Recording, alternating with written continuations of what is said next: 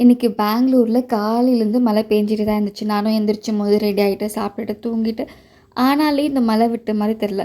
சரி எனக்கு நல்லா சூடா சாப்பிடணும் போல இருந்துச்சா, மம்மிக்கு சொல்லிட்டு இருந்தேன். "செஞ்சு குடுக்குறியா மம்மின்னு?" கேட்டதுக்கு, மம்மி வந்துட்டு அ "இந்த மொடவாட்டு கிழங்கு அப்படியே தானே இருக்கு. அத நீ பண்றியான்னு?" சொன்னாங்களா. சரி லாஸ்ட்டா மம்மி செஞ்சிருந்தபோது நல்லா இருந்துச்சு. சாப்பிட்டு லைக் குடிச்சு பார்த்தம்போது, சரி எனக்கு இந்த வாட்டி நானே செய்றேன்னு சொல்லிட்டு நானே தான் பிடிவாதம் பிடிச்சேன். ஆனா அது கட் பண்ணி முடிக்கிறப்பட்டிக்கு ரொம்ப கஷ்டம். ஸோ நான் அத அப்படியே வச்சுட்டு, "நீ கட் பண்ணி குடு மம்மி. நான் வேணா உனக்கு இஞ்சி கட் பண்ணி குடுக்குறேன்னு" சொன்னேன். ஏன்னா அது ரொம்ப ஈஸியான வேலை. நான் எங்க மம்மி எவ்வளோ அழகா, "இஞ்சி நானே கட் பண்ணிக்கிறேன். நீ போய் பச்சை மிளகா வாங்கிட்டு வான்னு" கேட்டாங்களா. இந்த மழையில நானான்னு கேட்டதுக்கு, "உனக்கு சூப்பு வேணுனா நீ தான் போய் வாங்கிட்டு வரணும்னு" சொன்னாங்க. கரெக்ட் தான். அப்படின்னு சொல்லிட்டு போய் பச்சை மிளகா வாங்கிட்டு வந்து எங்க மம்மி எல்லாம் கட் பண்ணி வச்சிருந்தாங்க.